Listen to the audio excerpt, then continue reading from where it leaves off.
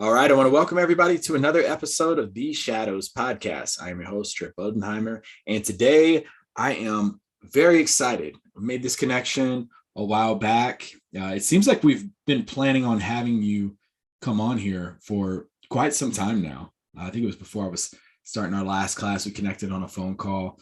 But Brian McComak, did I say that right? Brian McComak. Right, so I'm going to say it again, and I'll edit that part out. So, Brian McComak, welcome to the Shadows Podcast. Thanks so much. It's great to be here, Trip, and thanks for having me. And yeah, sometimes these conversations take a little while to come to life, and but it's all about the opportunity. And thank you for having me. Yeah, absolutely. I've been looking forward to this for quite some time. We connected, like I said, a couple of weeks back, and had a lot of things in common. Places we've been, people we know. So it's really good to have you on here, to be one of our guests here on The Shadows. And he is the CEO and founder of Hummingbird Humanity. He also is Army brat. We'll talk about that a little bit as well. So very interesting story that he's going to tell here for us today. But before we get going, I want to ask you, just so our listeners know, where are you located at? Today, I'm in Tampa, Florida. I came to stay with mom and dad for a few days, but I live in Fort Lauderdale. Okay. So you're right up the road from where we are in Alabama. What's the weather like in Florida? Today it's been a bit rainy. And as I said to my dad earlier, I love a good rainy overcast day. It makes me want to take a nap, which is not what my day allowed for, but I still enjoy it. It feels peaceful and calming. There's no better feeling than when you have those days, and it is that day where you have absolutely nothing planned. But when you have stuff to do, no, it's a waste. Yes, absolutely. I'm like, I just want to go lay in the comfy bed and enjoy the sound of the rain coming down. So, but it's nice to be. I've been here with mom and dad, and that's been nice. And they made pancake sausage and eggs for me this morning, so I'm not complaining. Nice. I have nobody in this house that does that for me. So, although I did have pancakes, we talked about that earlier. All right, so now I'm going to go ahead and put you through the 5 rounds presented by our partner Giant Worldwide. Head over to giant.tv/shadows. Check out the leadership seminar. First question for you. You can recommend one book for our listeners out there. What would that book be?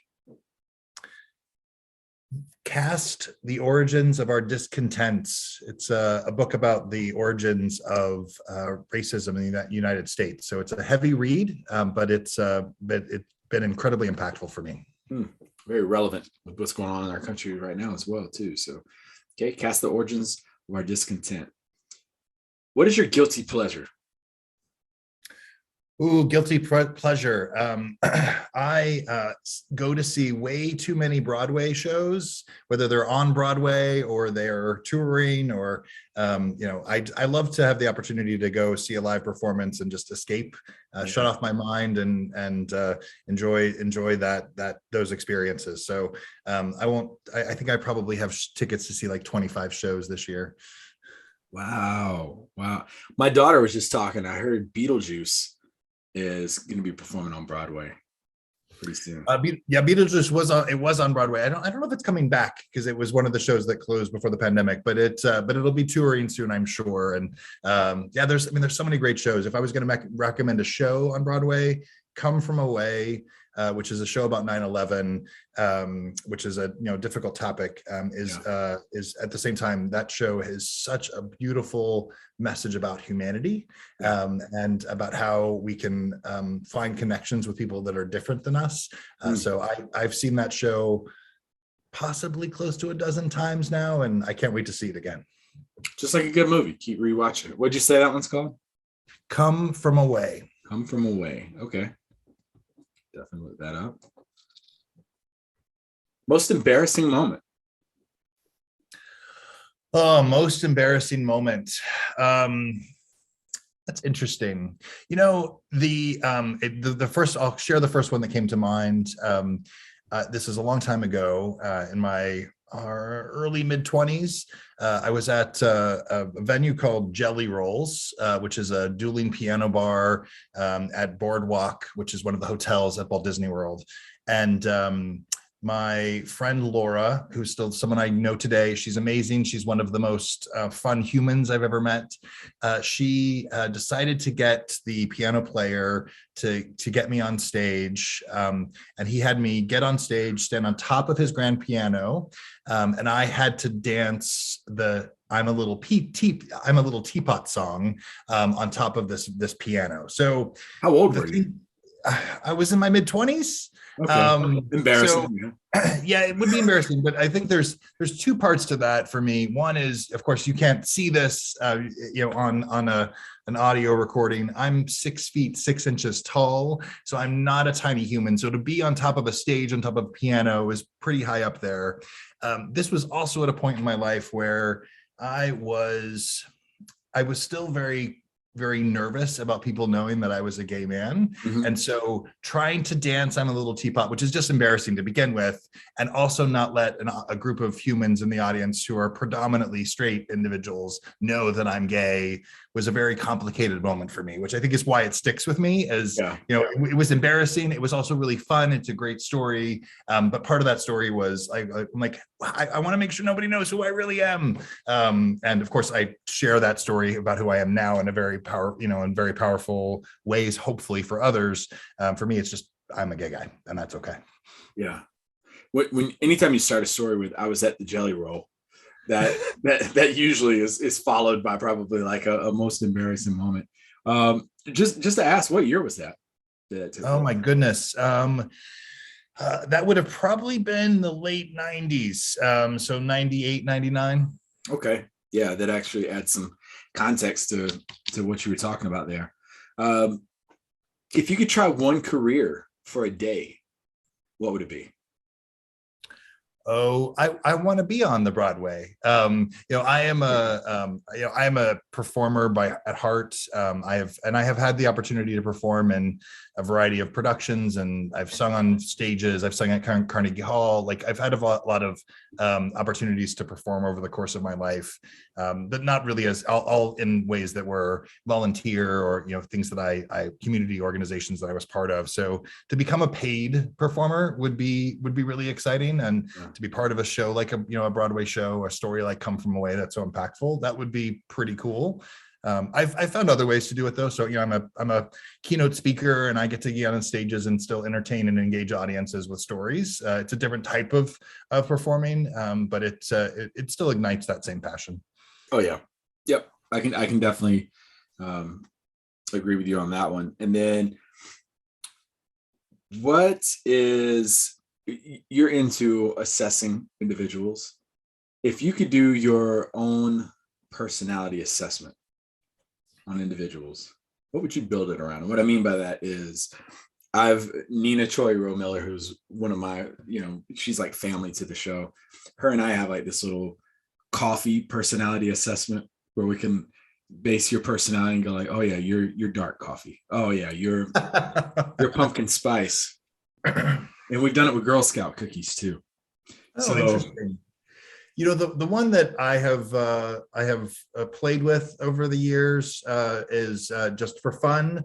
And it's fairly common amongst my friends, is we'll decide which of the Golden Girls that we each are. And that's a good one. Yeah. Yes, because they have some great personalities. So which one are you? These days, most people, most of my friends would call me Dorothy. So she's like the intellectual one who has some good humor and some witty.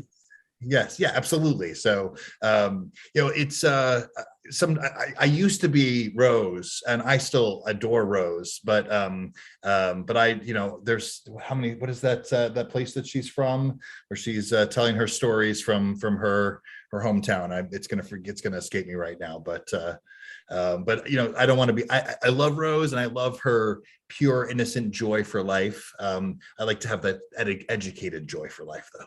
Was it Dorothy, Rose, and Blanche? Was that the other one? Dorothy, Rose, Blanche, and Sophia. And Sophia, yep, that's right. Okay, no, that's an interesting one. Okay, well, you survived our 5 rounds presented by sponsor Giant Worldwide. Head over there, check out giant.tv/shadows. And check out their leadership seminar. They have a huge repository of information as well. So go check them out. Now, 90-second elevator ride. Let our audience know who Brian is. 90 seconds. So I have spent the last 25 plus years in different HR roles. And before, the first part of that was I ran movie theaters. I worked for AMC Theatres for 10 years, and I opened the second megaplex that ever existed. But I was always the HR person at movie theaters. So it was operations with HR. And then I've worked in, if you can name it in HR, I've done it in some way, shape, or form. Not to say I will do it all wonderfully. There's some areas that I'm an expert more than others. And about 8 years ago, I had a chance when I was at the Walt Disney Company. I moved into working in the diversity, equity, and inclusion space, which led to the work that I do today, combining my various experiences to really ignite human-centered workplace cultures. So that's a little bit about me professionally. Personally, I'm a gay man. I'm a person with a disability, and I'm really close to my family. So being here with mom and dad is nice because I haven't been feeling well recently, and so I came here to stay with mom and dad just because I wanted a little bit of TLC from the parents. But I'm also very we spend a lot of time together as a family, and family is important to me. The people that I also consider my chosen family are important to me, and I have to make sure I mention Bosco, my beagle, who is a rescue beagle and brings a lot of joy to my life. That's awesome. Yeah. I'll say this right now. Dogs to me are, and anybody who's listened to the show has probably heard it ad nausea, but they are your family. They are your kids, and their dogs are loyal. They're honest with you. They let you know what they're thinking. They forgive you. They understand the purpose of life better than most humans. And it's why they have shorter lives, is because they get it. Most humans live 80 years old and still struggle to find it. But yeah, huge fan of dogs. So talk to us about your upbringing. You mentioned to me that you were an Army brat. You kind of bounced. You went from you were like Carmen Sandiego. You went from Arizona to Berlin to California to Kansas. Talk to us about what Brian went through as a child. Sure. It's always interesting to me when, because one of the two of the most common questions that we ask each other as humans is, what do you do and where are you from? I just tried to do that in, the 90 seconds of what I do. It's still I have a lot of different things I do and lots of different ways that I show up in the world, and try to make a difference in the world. The where I'm from is equally as complicated. If I was going to do the quick rundown, before I moved to Tampa, Florida in 8th grade, I was born in Arizona, moved to Oklahoma where my sister was born, back to Arizona, California where I started kindergarten. I spent my second quarter of kindergarten in Kansas. Then we moved to Berlin, where I did the second half of kindergarten through 4th grade, 5th and 6th grade in Fort Riley, Kansas, 7th grade in Fort Leavenworth, Kansas. And then I was in Tampa, Florida, starting in 8th grade. And even then I kept moving. I'm Tampa, Florida for 9 years, Orlando for 7, New York for 9, LA for 3, New York for 3. And now I live in Fort Lauderdale. My dad sometimes reminds me that, yes, Brian, we moved around a lot growing up, but you didn't have to keep doing that as an adult. Stop. You get to stop. I didn't quite get that message. Someone forgot to give me that memo. But growing up was, it was. I have great memories from growing up and from the experiences that my family had, and my sister became, because of that, one of my closest friends, and we're still really close friends today. And I think it also, for the work that I get to do today, which requires me to build connections with people and trust with people, and often in ways that I need to find ways to accelerate that process so I can do the work that I do. I think my experience moving around and having to meet new people on a regular basis and build new friendships has really served me well as I got to be an adult and had to find ways to build those connections quickly. I think I probably know the answer. I don't want to speak for you, but I moved a lot as a child. Well, not as much as you, but I moved a lot as a child growing up. And my sister, we were 18 months apart, but we became super close because of it. To those listening who've never had to move, or their siblings, they've never gone through something like that, explain to them why that's so important to have that sibling there for you through all that. Yeah, I think it's every time you move to a new place, I would say let me start from a different angle, which is friends play an important role in our lives. And how I often, think about the people that are my closest friends, they're my chosen family. But when your chosen family, your closest friends don't go with you, you end up in this new place, which is all new surroundings and new restaurants and new schools and new doctors and all of the things that come with like the day-to-day habits and realities of life. It was great to have my sister who was that person. So she was my friend when we got to new places. And a lot of times you move and, over the course of a summer. And so you've landed in this new place and you don't know anyone. So your sibling is the person you hang out with. And my sister, Christy, is 2 years and 9 months younger than me. So we were close enough in age that we could legitimately be friends and hang out. And so we had a lot of fun together growing up. When you were young, what were your aspirations? What is something you wanted to do?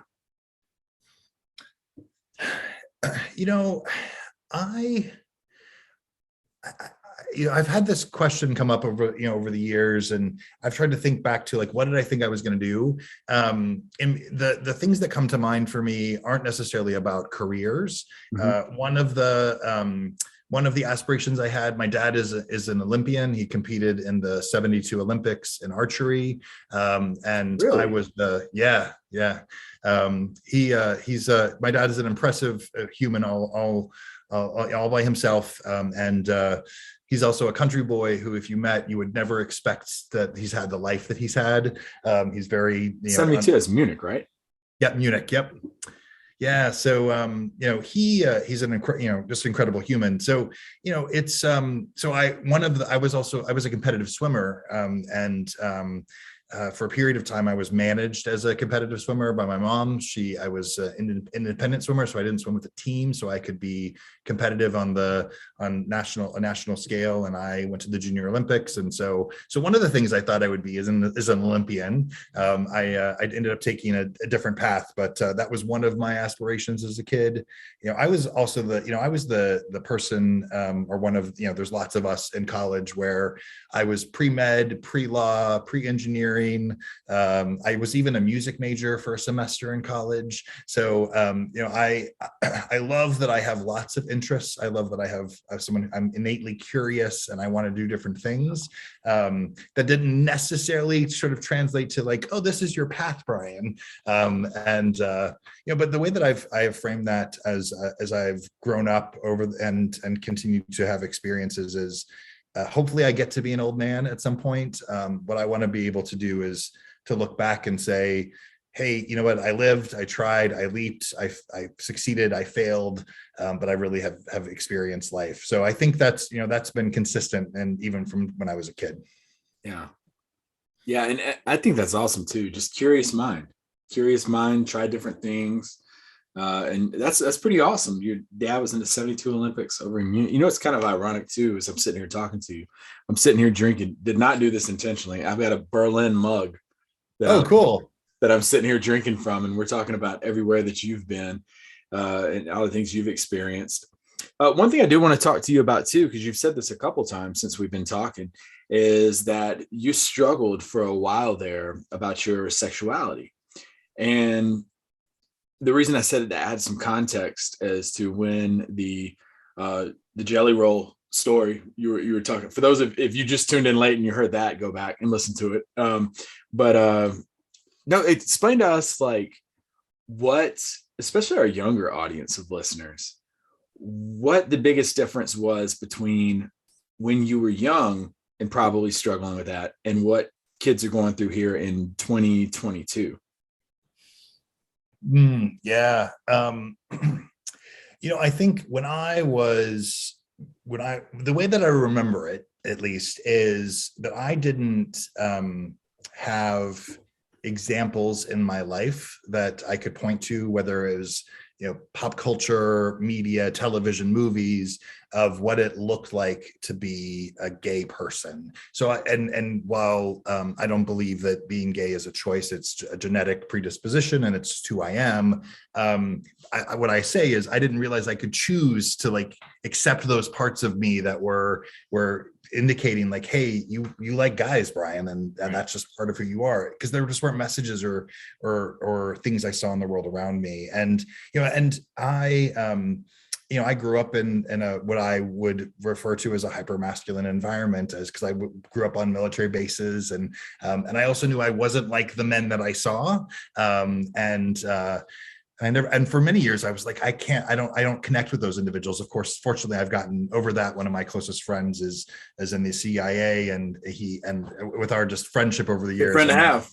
Yeah, totally. Absolutely. But he's also just like, he could care less whether I'm gay or straight. He's just my friend. And, his name's Mike, and Mike has helped me, I think, a lot. Just see those men through another lens. And certainly my dad is a wonderful man who's loved me and accepted me for who I am. So that's made a difference as well. But it did take time for me to accept who I was. And there were phases of that when I worked for movie theaters, as I mentioned earlier. Being in a service industry environment, it's relatively easy to come out. Those tend to be environments with other humans who are fine with the individuals who are part of the queer community.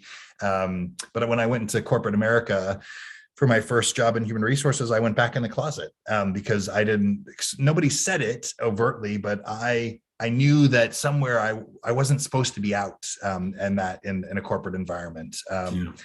Fortunately for me, one of my first managers that I worked with, his name, he's unfortunately passed away since then, but his name's Kim Shave. Kim, he was an out gay man at that company and was very successful. And so he helped me know, like, at least at that workplace, I could be out and I could be me. And I didn't have to hide who I was. So he played a significant role in my coming out journey. And one of the reasons I really champion for the message of representation matters, because I got to see someone like Kim, who helped me be okay with me being me. And one of the senior executives at Red Lobster at the time was a woman named Suzanne Hanna, who was an out lesbian, and was one of the top leaders of the company. So I had those examples early in my career. I think the other part of your question though was, how is it different today? And I want to be mindful that I'm 47 now, so speaking for a younger generation, I want to acknowledge I don't live in their shoes, but what I am aware of is there's some really unfortunate, and unfortunate is really not a strong enough word, legislation that is in progress in states across the country to limit the rights of transgender people, to limit the ways that we can talk about the LGBTQ plus community. Even here in Florida, many will have heard of the Don't Say Gay bill, which I think is very harmful and hurtful to members of the LGBTQ plus community.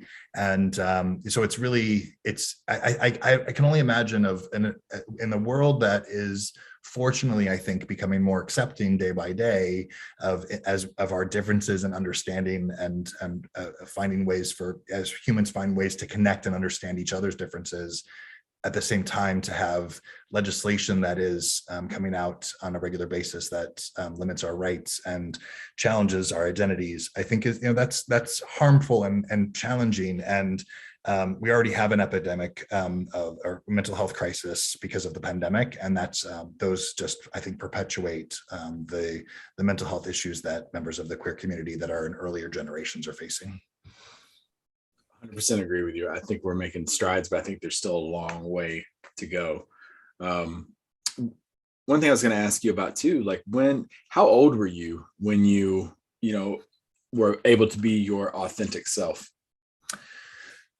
The journey happened during the course of my 20s. So I was 2021 when I started to fully understand what it meant to be a gay man. And during my early 20s is when I started telling people in my life. And I remember I told the first person I told was Angie, who was my high school sweetheart.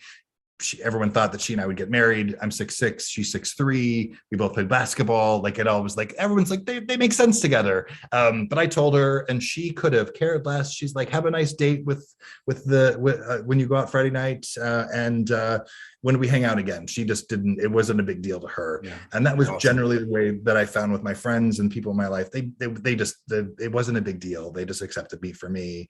And I didn't tell my parents until I was 29. Now they already knew, and they were like, we accept you for who you are. We love you for who you are. And it was fairly, it was a non-event event. But there is a part of that was really powerful. I haven't told the story, and I think on any of the other podcasts I've had a chance to be on, is it's exclusive here. This is good. Exclusive. This is, you get the exclusive story. I think that I haven't told this story because I tend to tear up when I tell it. So I moved to New York City when I was 29. I'd fallen in love before I moved there, and that was actually the reason that I ended up telling my parents, because I was heartbroken, and I just really had a tough time with that move. And Paul and I had agreed that it was the right decision for me to move, and we didn't want to continue to pursue our relationship with that move. It just was the right decision for us. And so I was heartbroken, and moving to New York City, I also battle anxiety and depression, and the move and the breakup, I ended up in a really difficult episode of depression in the first few months of living in the New York City area. I also had the opportunity to join the New York City Gay Men's Chorus when I first moved to the city. And that December, so that would be December of 2004, I went to a chorus retreat. At that time, the chorus would go away for a weekend retreat to rehearse before their holiday concert. And part of the retreat, we had a memorial service, which was to remember all of the members of the chorus that had been lost over the years, predominantly to HIV/AIDS. That memorial service was incredibly moving, and I felt very connected to this wonderful group of humans who, over the course of that 3 months, helped me feel okay in New York City, and helped me get past my depression, and helped me feel like I was really, part of a community in a way that I hadn't really ever been in my life.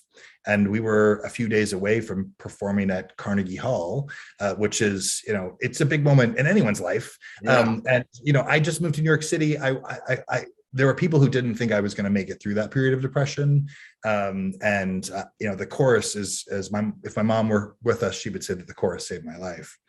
I had not invited my parents or my family to come to that concert. And I got back to the city on Sunday, and on Monday morning, I sent an email to my family, and I said, it's 9 days away or 8 days away. I know it's highly unrealistic to ask you to come fly up to New York City and stop your they all have jobs and lives to be at the concert. But I just had an amazing weekend, and I have to invite you. And a couple hours later, my mom sent me a note, and she said, we'll be there. And they all flew up, and they came to see me perform at Carnegie Hall the following week.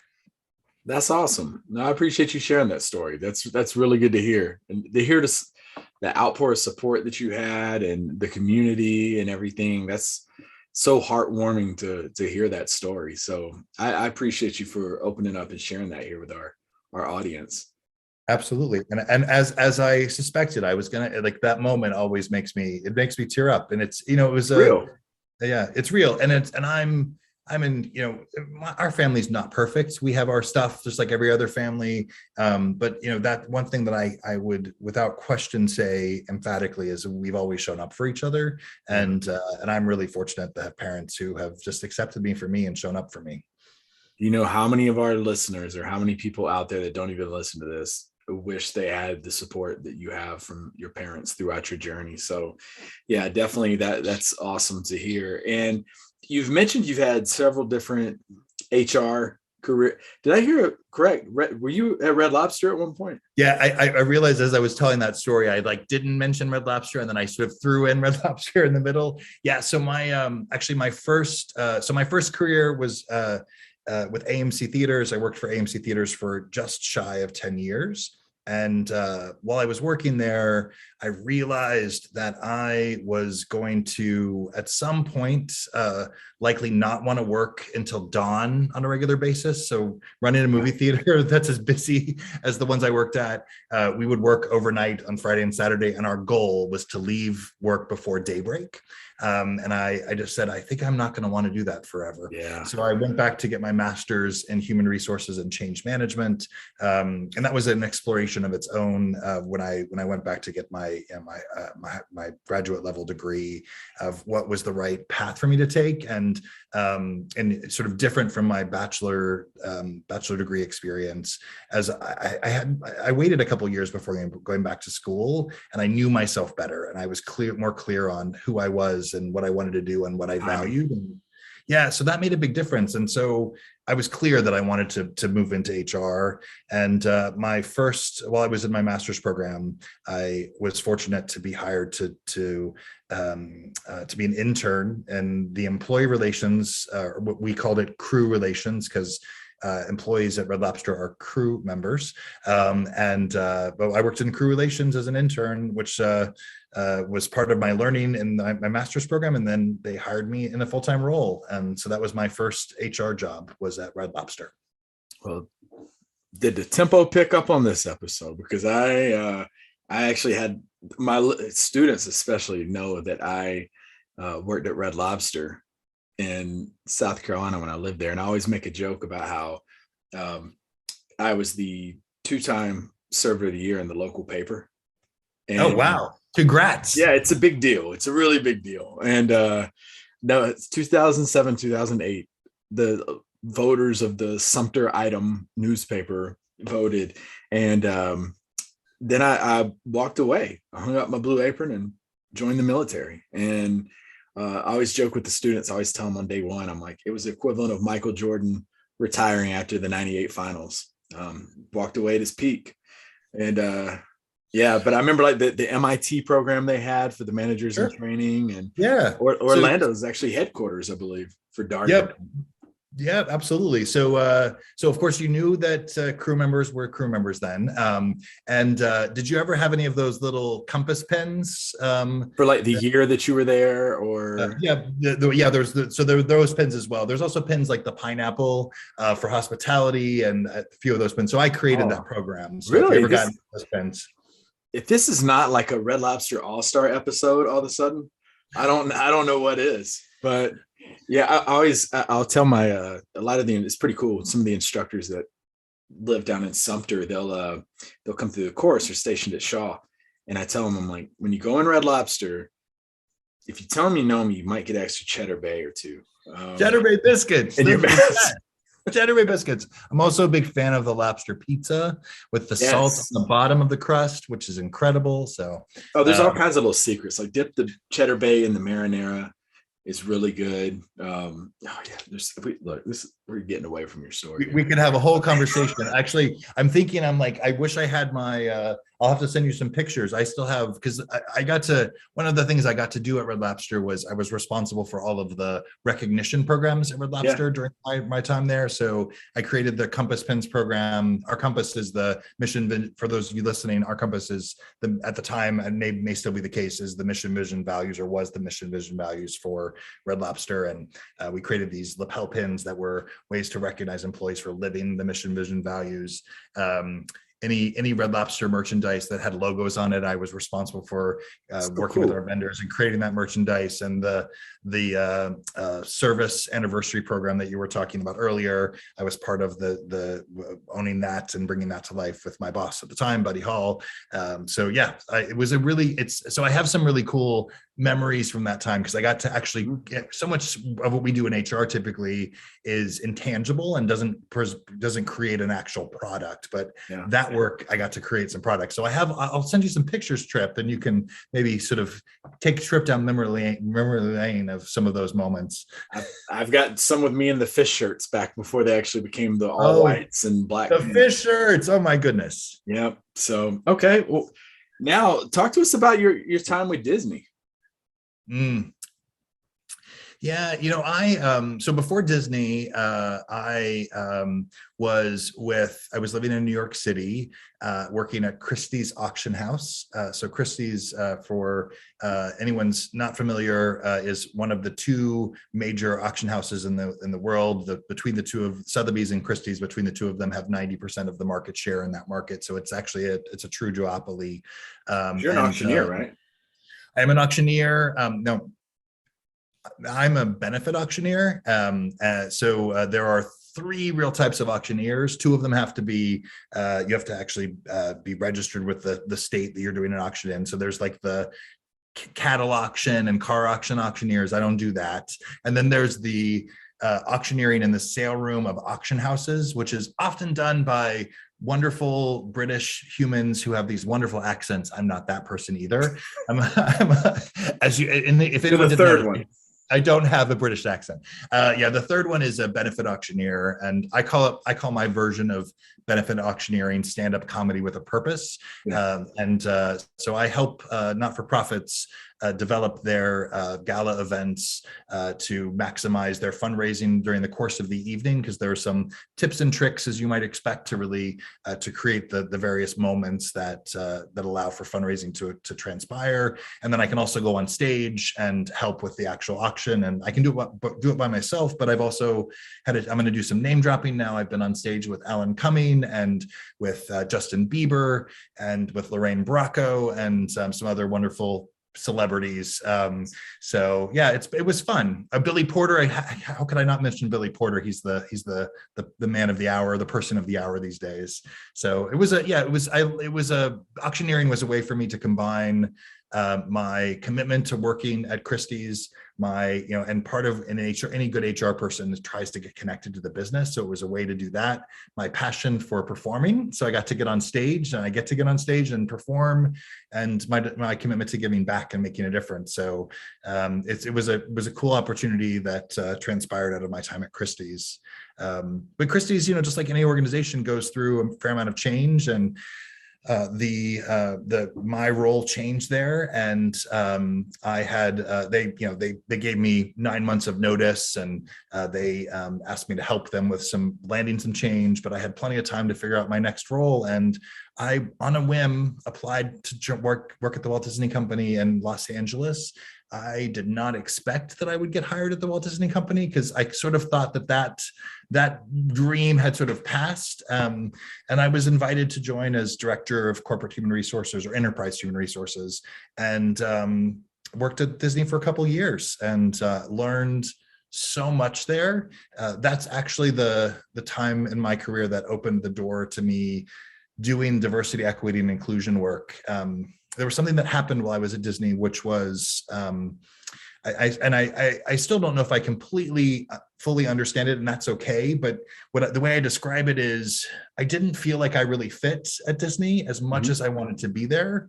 And so the way that I've come to understand it is that while I was great at what I was doing as a professional, I think who I was as a person, even though I was out, they were sort of like competing with each other, these two identities. Yeah. And my boss, she said, "Brian, you're a great HR person, but I really think you're a diversity person." And she got me on the Corporate Diversity Council. So she was trying to help me figure this out. Yeah. And which I really appreciate. And now it led on to me where I am today, where who I am and what I do they're all one and the same now. And so I'm really grateful for my time at Disney. I learned a lot, and I also found my path there. Well, one thing before we get into that next part of your journey, I had Dr. Steve Yacovelli on here, who's awesome guy, awesome guy. And he talked about his time at Disney, and he said, when he got hired for the position he was hired for, they already had another Steve on their team, and they had to, I believe Ethan was his new Disney name that he got to pick. So just total hypothetical here. You go work at Disney, they say, "Hey, we got too many Brians. You have to go with another name." What name do you go with? Oh, I would either go with Mac or Glenn. Glenn's my middle name and my grandfather's name and my uncle's name. And then Mac is actually, I still use Mac today because it's my dad is known as Mac, and that's sort of what he's been known in the athletic and military arenas for many years. And so I use it when I'm a competitive volleyball player. So any of my jerseys have Mac on the back. So Nice. so I have a couple options to go with, I guess. Yeah, easy answer there. Okay. All right. So now talk to us about, you mentioned, it kind of brought you to where you're at now. So talk to us about how kind of the genesis of Hummingbird Humanity and how that got started. Yeah, so I was at at Disney, as I mentioned, and that led to my last in-house role where I was the global head of inclusion and diversity at Tapestry. And Tapestry is the home of Coach, Kate Spade, and Stuart Weitzman. So if you're big on leather goods or handbags or great shoes, you'll be familiar with those brands.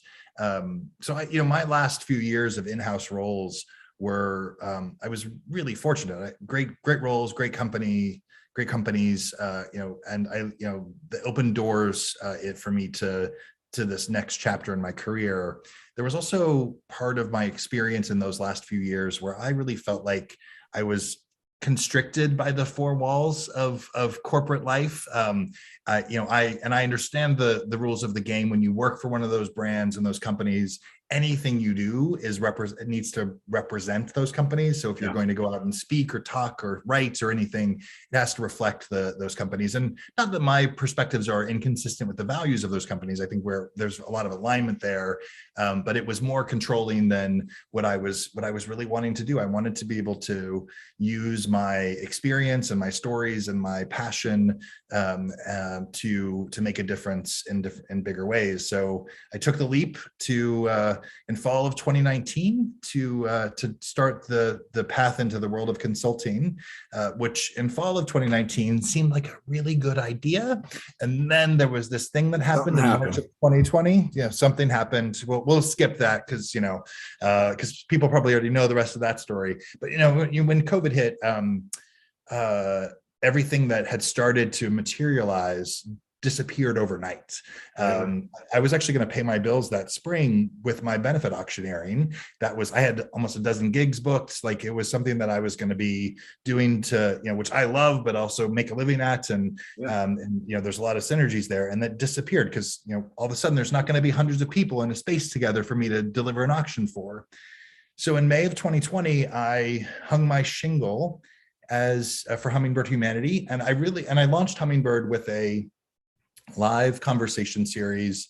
Some people might call it a vodcast, if you will, which was titled Hope, Heart, and the Human Spirit. And I just invited people that I respected and admired for a live conversation to let's talk about how we're feeling today, what's going on for us, how we're navigating these early days of the pandemic, what does it mean for the workplace. And so that was the initial, way that Hummingbird entered the world. And then after George Floyd's murder in May of 2020, I had just hung my shingle. I had just put my name out there as someone who was available to help, and I had the skill sets and the capabilities to be of service. And so all of a sudden in June of 2020, I had a business, and it's been an exciting and challenging and rewarding journey over the last almost 2 years now, as we're bringing, and I guess when this episode comes out, it'll be right at 2 years. So this will be a 2-year anniversary episode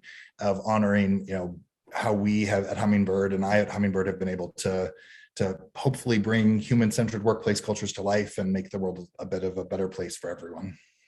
Biggest thing you've learned about yourself since the pandemic kicked off? I used to struggle with, I'm going to share a personal one and a professional one. So personally, I used to really struggle with being alone. I would plan every minute of every day to make sure I had people I was going to be with. And the pandemic forced me to face that fear of being alone. And I am now more than okay with hanging out with myself and enjoying my time. And certainly Bosco is usually with me, my dog. Yeah. But that I think is How was it originally? Like, March, April, were you struggling during that time? I was, absolutely. It's interesting. I'm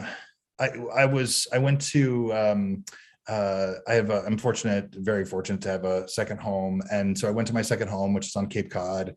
And so I was there on Cape Cod pretty much alone with Bosco. And that was really scary. My earning potential disappeared overnight. I'm a DEI professional, and DEI, diversity, equity, and inclusion roles were the first roles that companies eliminated, when companies were cutting their budgets. So all of a sudden, I'm like, there's no more live events, which is part of the way I make my living. There's no more diversity, equity, and inclusion work, which is the other part of the way I make my living. I'm also someone who likes to be with other humans, and now I have to be alone all day, every day. That was really tough. So, but I talked to, fortunately, the Zoom and the various video platforms that we have made a huge difference. I found my people. I started I had some friends who created conversation forums. I created my Hope, Heart, and the Human Spirit series, which was a version of that. So I joined these different forums during the workday. I am someone who likes to bring people together. So on Friday nights, every Friday night for 6 months, I brought together a group of friends, and we had game night on Friday nights. I found my way to connect and be in touch with others, and so that did work out okay. But it took some intention and commitment, and having been someone who has battled moments of depression and anxiety, which are versions of what I was experiencing that time. I also knew that the only way out of that, there are some things with talk therapy and medicine, and there's things that, on that side of the equation that are important, but there's also the commitment I make to not staying in bed all day, getting up, taking Bosco for a walk, getting some fresh air, making connections with other humans. Like, I found ways to do that. And so it was okay, but it was scary at first. I was just having a conversation with someone about a week ago, and I said, can you imagine if the pandemic had taken place in like 1990?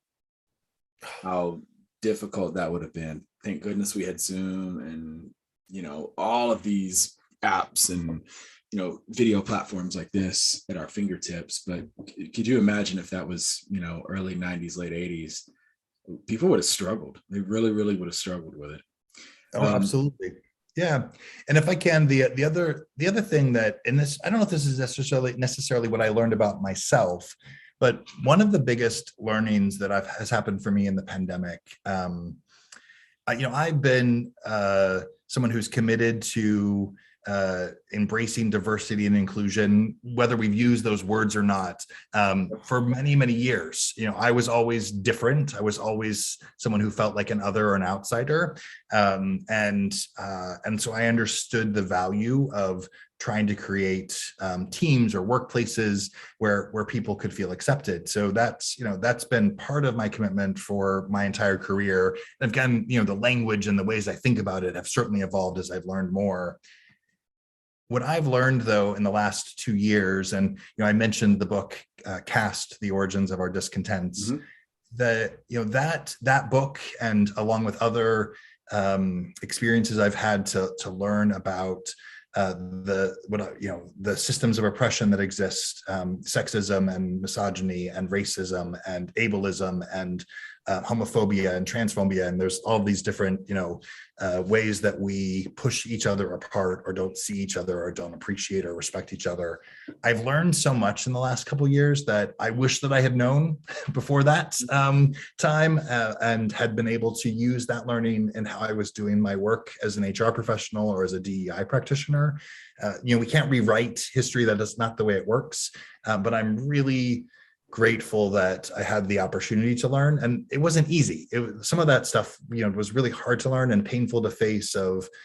Even though my role in perpetuating some of those systems was unintentional, I was still part of the problem in some ways. And how the opportunity to learn and do better has been really powerful. So, I've learned a lot about me personally, and I think the experiences I've had over the course of my life, and the moments of tragedy or of pain and heartbreak or a failure, have also been married with moments of success and moments of learning and moments of growth, and all of that comes together where I hope today I'm doing work that really is driving change and making a difference, and I'm grateful that I have those collection of experiences, because I think it would be hard to do the work I do today with real meaning and impact without that collection of moments of both success and failure and everything in between.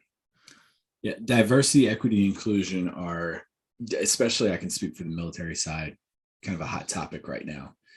And if you were to define diversity, but not to use the word different or differences, how would you describe it?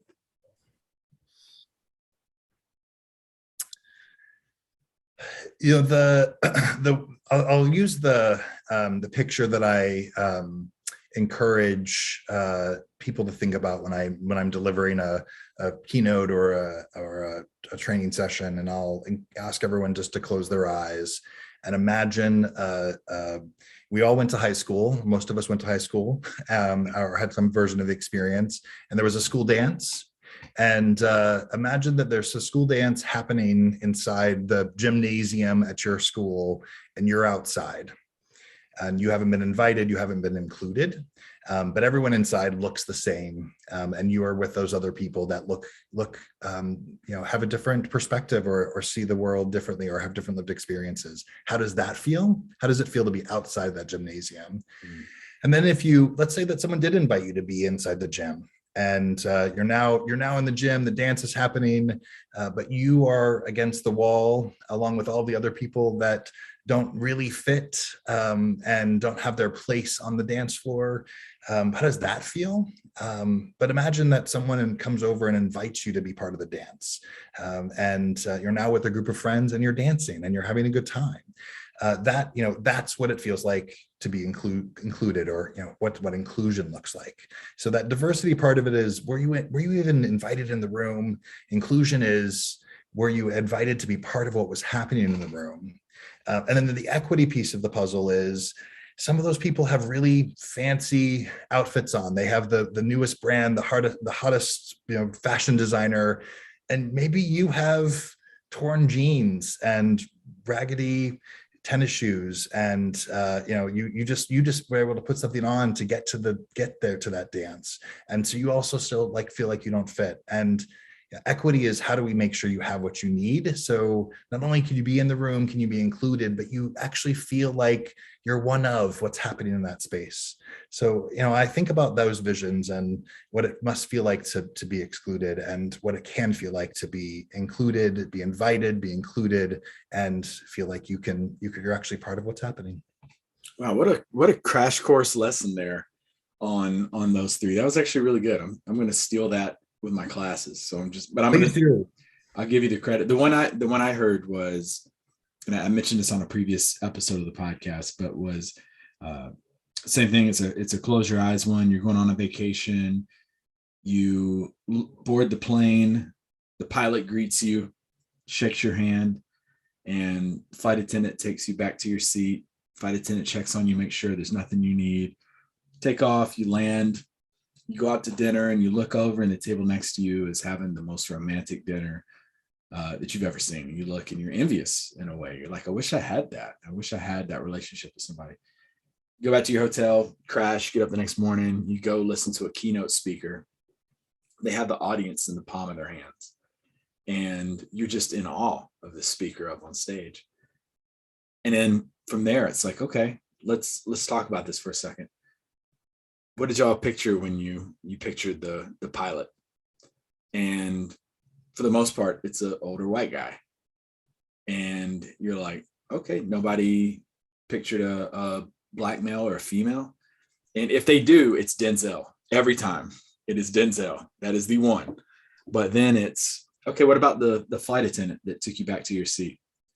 90% of the time, it's a female that takes you back to your seat. And then the dinner, looking over at the couple, I'm like, who pictured, a gay couple or a lesbian couple? Who pictured that? And usually it's an older white couple that's having dinner, is male, female. And then with the keynote speaker, it's, all right, who did y'all picture as the keynote speaker? And usually it's a man. Not a lot of people picture the woman up on stage. And if they do pick a woman, it's usually like Brene Brown. That's like, once again, sure, that's the one that's up there, is Brene Brown. But the first time I ever saw that delivered, they got the whole room. The whole room was just like, ooh. Yeah. And it's like, you're not a bad person for picturing any of that. It's just kind of been instilled in your mind throughout television or your experience that you've had. But yeah, there's so many different eye-opening things that you can do for diversity, equity, inclusion. And I think it's it's at the forefront right now because it's such a good time for it to be addressing this with people and understand that it's not just, differences that we have in, sexuality or the color of our skin, but all sorts of differences, experiences. So yeah, no, we're planning on Rise from the Shadows season 2 coming up, and diversity, equity, inclusion is one of the topics. So, well, count me in, of course. All right. Yeah, you know that. Absolutely. Well, and in the spirit of translating what you and I were just sharing to something that actionable that those listening can do is, have you ever done the Trusted 10 exercise, Trip?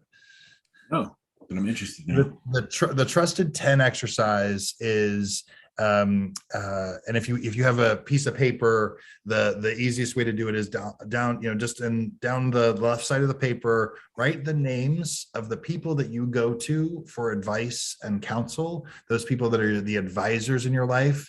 And this particularly works well if you're in a leadership or decision-making role, yeah, of who are the people that are in the room or the people you call when you make those decisions. Okay. And then across the top of the paper, then you write, so once those names are there, then you write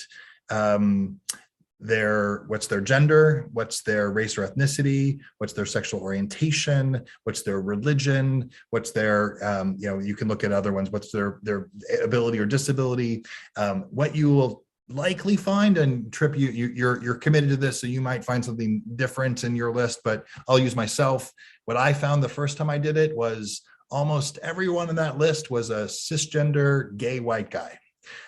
So they were people that were just like me. Mm. And for someone who's, committed to doing this work, I'm like, that's not the right answer.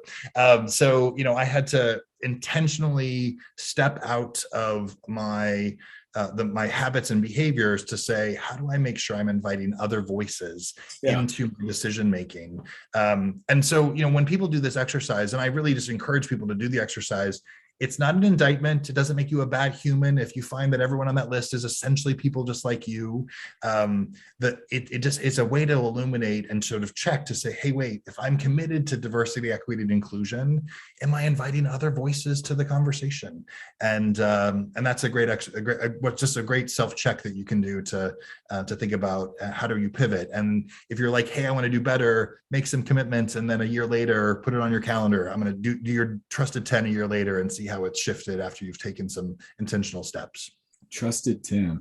I'm noticing just kind of, I was doing it as you were speaking, but I was kind of writing down I noticed that I have a bunch of, it's like senior non-commissioned officers in the military, and then my mom, my sister, and Nina. So I've got kind of like two little groups there of people. Sure. But yeah, no, that I definitely recommend our listeners check that out. Trusted 10 exercise. I'm actually going to go back and listen to this over again so that I can actually like really get it written out to where I can show this to my class, because I really like that. That's good.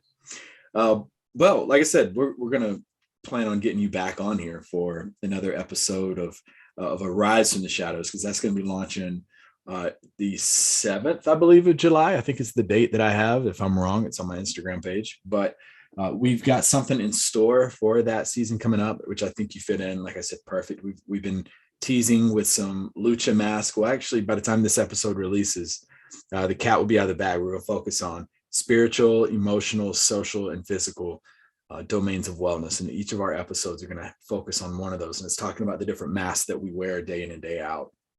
And so I think you'd be perfect for that. But I can't believe we're about to wrap up this episode and we haven't talked about one of the most important people in your life, Bosco. Oh, yes. Well, Bosco, we sometimes think of Bosco as a person. Bosco is my beagle. I adopted Bosco 4 years ago now in June of 2018. He worked for 7 years as a medical research dog, and he helped to test heart medicine for humans. And when he retired, he came to live with me, and he now has as many soft blankets and beds and treats and things that he would like. He worked really hard, and he is the sweetest, kindest, gentlest dog. I'm really fortunate. And of course, when the pandemic hit and, I was, like many of us, home alone, Bosco became even more important in many ways. And he would make appearances on the Zoom screens. So he has also earned the title Chief Happiness Officer for Hummingbird Humanity. And he's on our website, and he actually has his own series of what we call Bosco's Biscuits. So in our newsletter each week and on our social media channels, Bosco shares his tips for how we can be more human and how we treat each other. And so he has his own claim to fame as well. Love it. I love it. I love that idea of Bosco's Biscuits. We'll have links for everything that you've mentioned on here throughout this episode, everything from Hummingbird Humanity to Bosco's Biscuits. We'll have links in the episode description. So if you are listening to this and you want to go check it out, please do. I can't stress enough how much I love dogs. And actually a couple of classes ago that graduated, they did some stuff virtual, and we had everybody talk about their dogs, and they were showing pictures of their dogs throughout the class, and had a chance to come on camera. A dog would make an appearance, and they love these Zoom calls more than people think. They like to be heard and they like to be seen. And so my class gift was everybody's dog in this really nice picture. It was really cool. And they said, put it by your desk, because anytime you get upset, just look at that. It'll calm you down. But no, I can't thank you enough for this. A couple of questions to wrap this up. One, what do you want your legacy to be?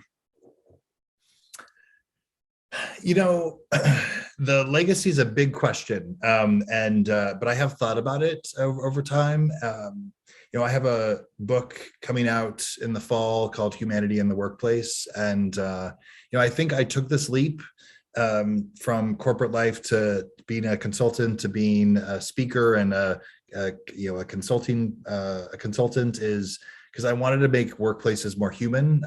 So many workplaces didn't feel like they really worked for me. And in many ways, they're built for people like me. So imagine if you're really someone who is different, who is, a member of communities of color, or a woman, or a person with a physical disability, or if you're really an outsider.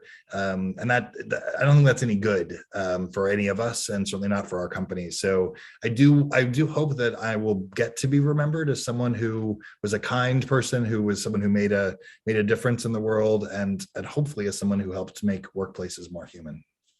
That's awesome. If people want to find out more information about you, where in the social media world can they find you at? Sure. Probably the best place to connect with me is on my LinkedIn, and I know you'll be able to see this on the show notes. If you happen to be listening and want to write this down, it's BrianMcComak. Different spelling of my last name than what you'd expect. And find me on LinkedIn. On LinkedIn, I often share posts about representation matters and all of the different ways that representation comes to life in our companies. So we have a I have a commitment, and we actually have a framework called the 4 Lenses of Representation at Hummingbird, where we help companies and organizations and leaders and people think about the ways that we can see ourselves in our organization. So LinkedIn's probably the best place to catch me. But if you're also curious about the rest of my life and want to see pictures of Bosco, you can also just find me on Instagram, and I post pictures of Bosco and of my family and some of my favorite quotes and memes and that sort of thing. So if you want the more personal side of Brian, check me out on Instagram. That's awesome. Final comments for our listeners. Well, Trip, thank you so much, of course, for having me. I love the opportunity to have these conversations. It's interesting. It's so easy when I get to feel like I'm just having a conversation. I kind of forget that I'm going to put this out in the world, and there's some vulnerability when I have those moments. I was like, oh wait, people might. That's good though. That's good. It's real. It is real. It is real. And, I just want to say thank you to everyone for listening. I hope that, something that I've shared is meaningful for you, has impacted you in some way, maybe has given you a spark of inspiration for how you can help others feel seen and heard. And if you're not sure, if you're someone who wants to take steps forward with humanizing your workplace or being more inclusive in just how you show up, I would just say take a step forward, whatever that step may be. So many times we get caught up, and I get caught up sometimes, and what's the right first step? Really, it's just taking a step forward. And whether that's asking someone about their day or having a conversation that might be something that be out of the norm for you, or picking up a book or reading an article from someone else's point of view, that's, I think, how we can start to see each other and accept each other through a new perspective. And that's what we all need. What a good way to wrap this episode up. No, that's really good. Keep us updated too on your book when you release your book, because we will promote it here on The Shadows, and we'll put it on our book recommendations on our website as well. So definitely keep me posted with that. Will do. The book is written, and I have to finish my final edits. So it makes me nervous, because when I finish the final edits, then it gets closer to like being out in the world, which is both exciting and a little terrifying. So, but I'll definitely keep you posted. Envious of anybody who's written a book. I keep saying that, and I'm I preach living intentional and not accidental, but I'm totally accidental when it comes to writing a book. I'm just like uncharted waters. I just don't know where to even get started. I want to, because I think what better way to capture, your body of work that is your life than to put your thoughts into paper and have that. But yeah, totally envious of you. One day I'm going to get around to it. So kudos to you for doing that and all the amazing things that you're doing. And folks, that is going to conclude this episode of the Shadows Podcast.